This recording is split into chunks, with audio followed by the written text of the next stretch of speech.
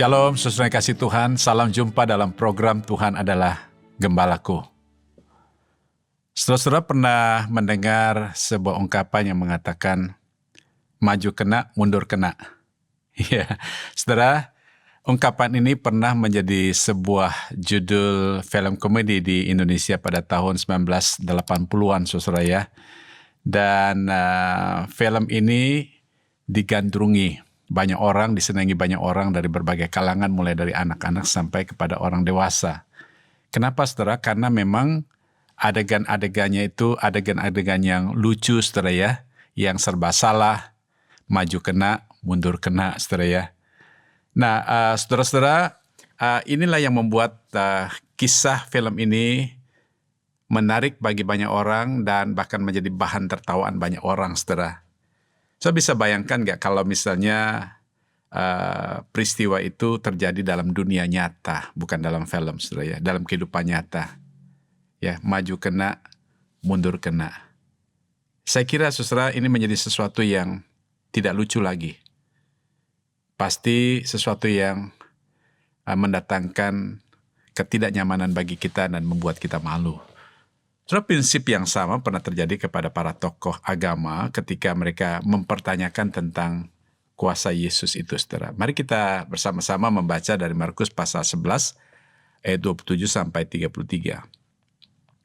Demikian firman Tuhan. Lalu Yesus dan murid-muridnya tiba pula di Yerusalem. Ketika Yesus berjalan di halaman bait Allah, datanglah kepadanya imam-imam kepala, ahli-ahli Taurat dan tua-tua, dan bertanya kepadanya, dengan kuasa manakah engkau melakukan hal-hal itu? Dan siapakah yang memberikan kuasa itu kepadamu, sehingga engkau melakukan hal-hal itu? Jawab Yesus kepada mereka, aku akan mengajukan satu pertanyaan kepadamu. Berikanlah aku jawabnya, maka aku akan mengatakan kepadamu dengan kuasa manakah aku melakukan hal-hal itu. Baptisan Yohanes itu dari sorga atau dari manusia? Berikanlah aku jawaban. Mereka memperbincangkannya di antara mereka dan berkata, jikalau kita katakan dari sorga, ia akan berkata, kalau begitu mengapa kamu tidak percaya kepadanya? Tetapi masakan kita katakan dari manusia? Sebab mereka takut kepada orang-orang banyak karena semua orang menganggap bahwa Yohanes betul-betul seorang nabi. Lalu mereka menjawab Yesus, kami tidak tahu. Maka kata Yesus kepada mereka, jika demikian, aku juga tidak mengatakan kepadamu dengan kuasa manakah aku melakukan hal-hal itu. Surah bagian firman Tuhan yang baru kita baca ini adalah membicarakan tentang para tokoh-tokoh agama, para imam-imam, para ahli-ahli Taurat dan tua-tua mempertanyakan kuasa dan otoritas yang dimiliki oleh Yesus itu. Di dalam ayat yang ke-28 itu mereka bertanya kepada Yesus, dengan kuasa manakah engkau melakukan hal-hal itu? Dan siapakah yang memberikan kuasa itu kepadamu? Sehingga engkau melakukan hal-hal itu. Saudara, saya kira kita tahu arah pertanyaan daripada tokoh-tokoh agama. Mereka bukan bertujuan untuk mencari kebenaran. Tapi mereka berusaha mencari kesalahan Yesus untuk memojok Yesus sehingga mereka akan mempermalukan Yesus di hadapan banyak orang. Jadi mereka berpikir begini, jika Yesus menjawab pertanyaan mereka itu dengan mengatakan bahwa kuasanya itu berasal dari Allah, maka ini menjadi alasan bagi mereka untuk mengatakan bahwa dia menghujat Allah, saudara.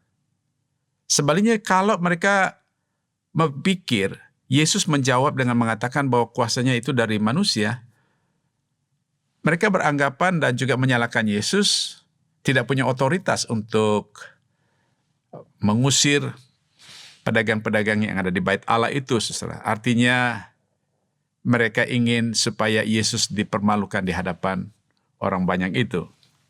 Nah, saudara, saya kira Tuhan Yesus di sini tahu isi hati mereka, tahu motivasi mereka mengapa mereka menanyakan pertanyaan itu. Oleh sebab itu, Tuhan Yesus menjawab pertanyaan mereka dengan mengajukan pertanyaan balik kepada mereka, saudara ya. Tuhan Yesus bertanya kepada mereka, kalau menurut kamu, baptisan Yohanes itu dari surga atau dari manusia? Saudara, pada waktu mereka mendengar pertanyaan ini, tiba-tiba terjadi perbincangan di antara mereka. Mungkin juga mereka bingung mau jawab apa terhadap pertanyaan yang Tuhan Yesus ajukan kepada mereka. Saudara. Karena apa? Karena jikalau mereka jawab bahwa ajaran ataupun baptisan Yohanes itu dari manusia, maka mereka akan dipersalahkan oleh banyak orang karena orang-orang banyak itu mengakui bahwa Yohanes adalah seorang nabi yang datang dari Allah. Sebaliknya kalau mereka berkata bahwa baptisan Yohanes itu dari Allah, mereka disalahkan juga karena kenapa tidak percaya? Bukankah mereka adalah ahli-ahli Taurat yang mengerti tentang kitab suci? Saudara, inilah yang sebenarnya terjadi karena mereka tidak bisa menjawab dengan jawaban yang diinginkan oleh Yesus. Ya, sebuah dilematis bagi mereka untuk menjawab. Dijawab salah, tidak dijawab juga salah, saudara. Dan inilah yang saya katakan dengan maju kena, mundur kena. Nah, akhirnya saudara mereka menjawab dengan jawaban yang sangat singkat. Mereka katakan, kami tidak tahu. Saudara-saudara, kalau kita perhatikan di awal-awal mereka dengan sombongnya mengajukan pertanyaan kepada Yesus untuk menyembah Yesus, agar Yesus dipermalukan di depan banyak orang. Tetapi justru di sini kita melihat mereka lah kemudian yang dipermalukan di hadapan banyak orang karena mereka tidak dapat menjawab pertanyaan yang Tuhan Yesus sampaikan kepada mereka. Saya kira saudara, saya dapat membayangkan sebagai tokoh agama, sebagai imam-imam, ahli-ahli Taurat dan tua-tua yang disegani, yang dihormati, itu sangat dipermalukan karena tidak dapat menjawab pertanyaan Yesus. Saudara, dari firman Tuhan yang kita baru baca ini, ada dua prinsip penting yang perlu kita renungkan. Yang pertama adalah bahwa jangan pernah merasa paling benar di antara yang lainnya, selalu dengan mudah menghakimi ataupun menyalahkan orang lain, menganggap orang lain tidak benar. Saya kira satu hal yang kita harus sadari, saudara, bahwa manusiawi kita ini terlalu mudah untuk menyalahkan orang lain.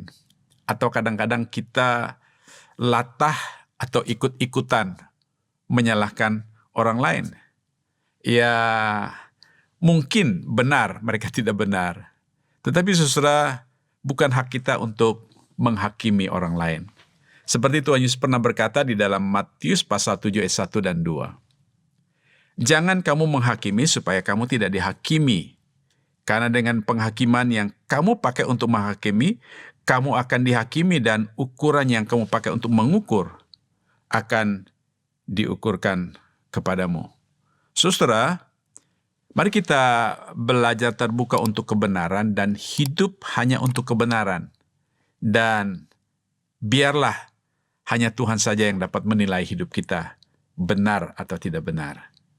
Yang kedua, saudara, jangan pernah sombong. Kemudian kita merendahkan orang lain, saudara.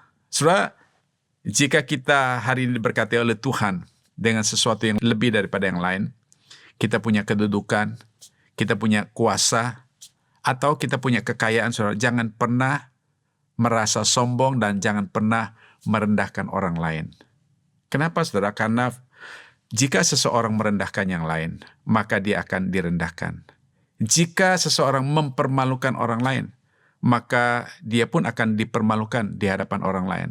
Nah, oleh sebab itu, saudara, mari kita belajar untuk rendah hati agar kita tidak merendahkan orang lain. Seperti Tuhan Yesus katakan di dalam Lukas pasal 14 ayat 11.